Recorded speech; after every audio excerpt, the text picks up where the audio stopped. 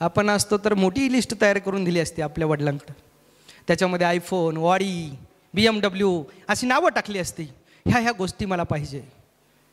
शिवाजी महाराज कुठं घडतात, कुठं तयार होतात, कोणत्या परिस्थितीत जन्माला येतात, कोणत्या परिस्थितीमध्ये स्वतःचं अस्तित्व निर्माण करतात, हा विचार कधीतरी केला पाहिजे. आणि त्यावेळेसची घटना आहे, प्रसंग किती महत्त्वाचा आहे.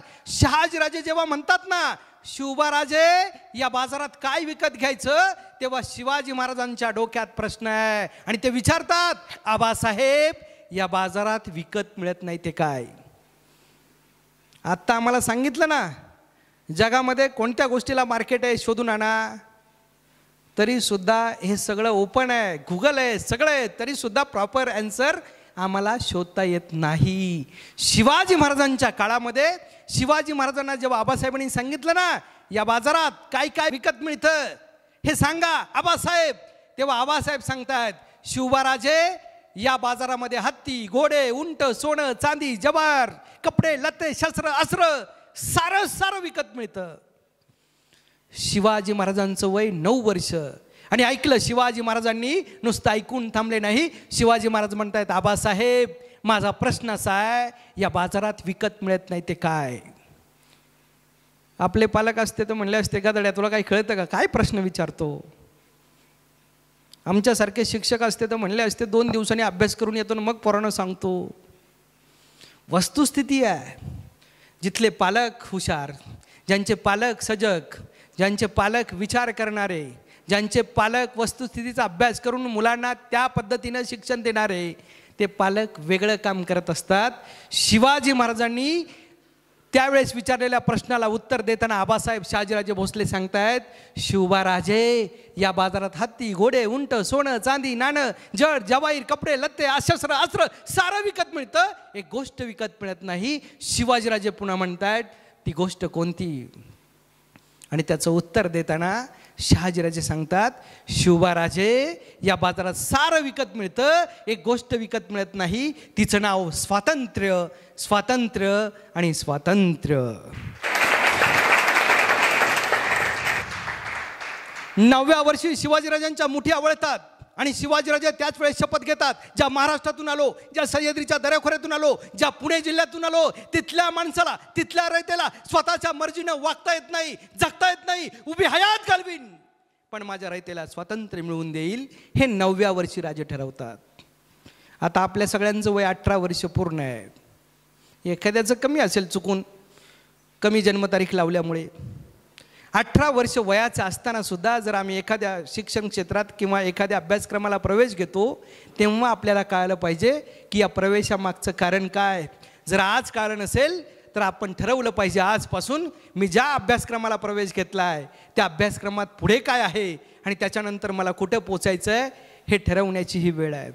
ज्याला बिझनेस करायचा आहे, ज्याला एखाद्या उद्योग क्षेत्रात नाव कमवायचं आहे, त्याने ठरवलं पाहिजे. शिवाजी महाराजांचं नाव काय घेतो, कारण त्यांनी वयाच्या 16व्या वर्षी शपथ घेतली. याचा अर्थ यशाला वयाचं बंधन नाही, ही पहिली गोष्ट आहे. शिवाजी महाराज 6व्या वर्षी पुण्यात आले होते, याचा अर्थ यशाला वयाची मर्यादा नाही, हे आपल्या लक्षात येणं गरजेचं आहे. दुसरी गोष्ट, 16व्या वर्षी शपथ घेतली म्हणजे कोणत्याही वर्षी कोणतीही गोष्ट ठरवता येते, हा दुसरा भाग. तिसरी गोष्ट, 16व्या वर्षी शिवाजी महाराजांनी रायरेश्वराच्या मंदिरात शपथ घेतली. शपथ घेताना तानाजी मालुसरे, बाजी पासलकर, जयदे अशी मंडळी राजांच्या सोबत होती. त्या दिवसापासून जीवनाच्या शेवटच्या श्वासापर्यंत ही मंडळी राजांच्या सोबत होती. याचा अर्थ एखादा व्यवसाय करताना आपल्याला पार्टनर कुणाला घ्यायचं आहे, आपल्याला सोबत कुणाला घ्यायचं आहे, ती माणसं शेवटपर्यंत आपल्याला सोबत करणारी असली पाहिजे, ही त्यातली तिसरी गोष्ट आहे. आणि चौथी महत्त्वाची गोष्ट आहे, आता मुलांना असं वाटतं की सगळीकडं डिजिटल डिजिटल डिजिटल, सगळीकडं आधुनिक तंत्रज्ञान, टेक्नॉलॉजी, इन्फॉर्मेशन टेक्नॉलॉजी, हे सगळं आहे. या काळात आपण टिकू का, हा प्रश्न प्रत्येकाच्या डोक्यात घोळत असतो. आणि त्याचं उत्तर शोधताना शिवाजी महाराज हे त्याचं महत्त्वाचं उत्तर आहे. राजांचं वय 16 वर्ष आहे, शपथ घेतली, स्वराज्य उभं करायचं आहे. त्यावेळेस इथं 5-5 प्रकारचे शत्रू होते. मग इथे मोगलशाही होती, इथं आदिलशाही होती, इथं निजामशाही होते, सिद्धी होते, पोर्तुगीज होते, 5-5 शत्रू. तरी राजे असं म्हटले नाही, माझं वय कमी आहे, मी छोटा आहे, मी एका सरदाराचा पुत्र आहे, मला हे जमेल का. ठरवलं आणि प्रयत्न केले की ते जमतंच, हे त्याचं उत्तर आहे. आणि मग कितीही संकट, कितीही संघर्ष, कितीही अडचणी, कितीही वाईट वेळ तरी सुद्धा पर्याय निघतो, हे यावरचं उत्तर आहे. आणि म्हणून वाईट काळ असेल, संघर्ष असेल तरी सुद्धा संघर्षातून, या वाईट काळातून पुढे जाता येतं. चंद्र बघा, पौर्णिमेचा चंद्र काल परवा तुम्ही पाहिला आहे. कार्तिक पौर्णिमेच्या दिवशी हा चंद्र पूर्ण 29 दिवस अंधारात असतो, पण चंद्रातला त्या पौर्णिमेच्या रात्री चमकायचं असतं, म्हणून तो अंधार सहन करत असतो. माणसाचंही तसंच आहे. आयुष्यात यश बघायचं असेल तर संघर्ष वाट्याला येणारच आहे, समस्या भेडसावणारच आहे, संकट उभी राहणारच आहे. पण याच्यावर तुटून पडायचं आणि आपल्याला जिथं जायचं आहे तिथं नक्की पोचायचं, हे ठरवता आलं पाहिजे. ही महत्त्वाची गोष्ट आहे. आमच्याकडं आता मी काल परवा एका 8वीच्या मुलाला सहज म्हटलं, त्या मुलाला जेव्हा मी भेटलो, खरं तर त्याने मला फोन केला होता, सर यूट्यूबवरचा मी तुमचा व्हिडिओ पाहिला, मला फार मनापासून आवडला, आपल्याला भेटायचं आहे, आपण कुठे असता? योगायोगाने मी त्याच भागातून जात होतो, म्हणून त्या मुलाला मी म्हटलं की मी आता सध्या तुमच्याच भागात फिरतोय, तू कुठं आहेस? तो म्हटलं अशा अशा ठिकाणी माझं घर आहे. मी मुद्दामून सजग असल्यामुळं आणि नेमकं काय चाललंय मुलांच्या डोक्यामध्ये शोधण्यासाठी त्या मुलाच्या घरी पोचलो. त्याच्या पालकांनी माझं स्वागत केलं. मी त्या मुलाला पाहिलं तेव्हा माझ्या लक्षात आलं, इतका तो हडकुळा, इतका अशक्त, इतका वीक, वारं यावं उडून जावं इतका तो हडकुळा. मी त्याला म्हटलं, अरे बाबा स्वतःचा विचार कर, स्वतःला काहीतरी आरशात बघ. तो म्हटलं आरशात तर रोजच बघतोय, दिवसातनं 25 वेळा बघतोय. म्हटलं बघतोय म्हणजे फक्त चेहरा नको बघू, स्वतःचं अस्तित्व निर्माण करता येणं हे आपल्याला कुठेतरी आपल्यात शोधलं पाहिजे, यासाठी बघ. त्याला मी म्हटलं जरा तू काहीतरी व्यायाम केला पाहिजे, खेळ खेळले पाहिजे. तो म्हटला सर अहो मी कितीतरी खेळ खेळतो. मी त्याला म्हटलं काय खेळतो? तो म्हटला कबड्डी खेळतो, क्रिकेट खेळतो, मी रनिंग करतो. मी त्याला सहज म्हटलं किती वेळ खेळतो? तो म्हणाला मोबाईलची बॅटरी संपेपर्यंत खेळतो.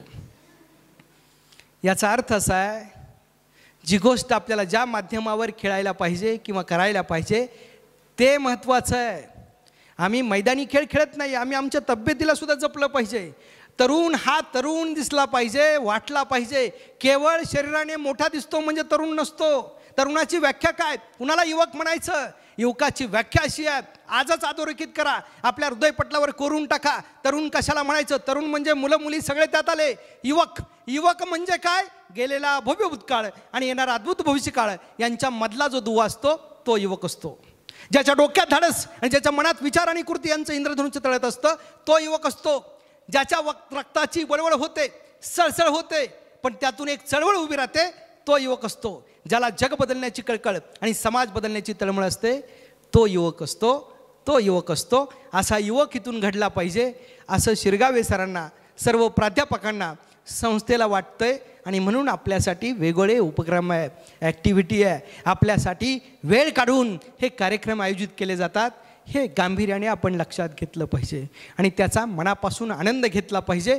तो आनंद घेत असताना दुसरी महत्त्वाची बाब आहे की त्या आनंदासोबत आपल्या यशाची व्याख्या आपण कायम निश्चित ठेवली पाहिजे आणि तिकडे जाणारा रस्ता शोधला पाहिजे. त्या रस्त्यावर अखंडपणे, सातत्यपणे, कष्टानं, अभ्यासानं, मेहनतीने चालत राहिले पाहिजे, तरच त्या यशाकडं पोचता येतं.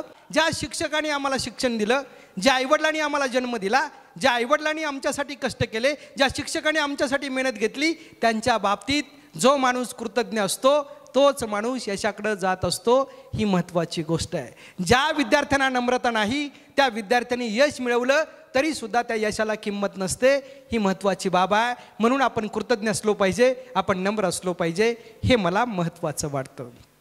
काही मुलं म्हणतात आम्ही अभ्यास केला, आम्ही कष्ट केले, पण यश मिळालं नाही. त्या सगळ्या मुलांना माझं एक सांगणं आहे, ख्वाब भले ही टूटते हैं, ख्वाब भले ही टूटते हैं, लेकिन हौसला जिंदा हो, अपना हौसला ऐसा रखो कि मुश्किलें भी शर्मिंदा हो, मुश्किलें भी शर्मिंदा हो.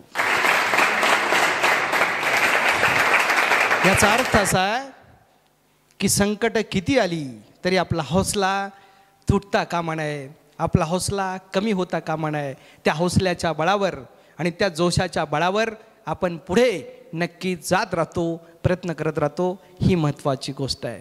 तुम्ही घेतलेला प्रवेश ही तुमच्यासाठी संधी आहे. त्या संधीचं सोनं करण्याची वेळ तुमच्या हातात आजपासून सुरू झालेली आहे.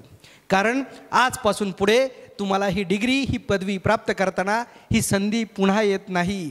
अनेक विद्यार्थी ज्यांनी शिक्षणामध्ये सोडले ते सगळे विद्यार्थी आम्हाला कधीतरी भेटतात, विचारतात, सर त्यावेळेस ऐकलं असतं तर बरं झालं असतं, पदवी पूर्ण झाली असती, जगाच्या कानाकोपऱ्यामध्ये कोणत्या तरी देशामध्ये किंवा आपल्या देशामध्ये आपल्या राज्यामध्ये कुठंतरी चांगल्या ठिकाणी आज मी खरं तर काम करत असतो. पण असे सगळे विद्यार्थी ज्यांनी संधी सोडली ते पश्चाताप करतायत. म्हणून संधी ही किती महत्त्वाची आहे.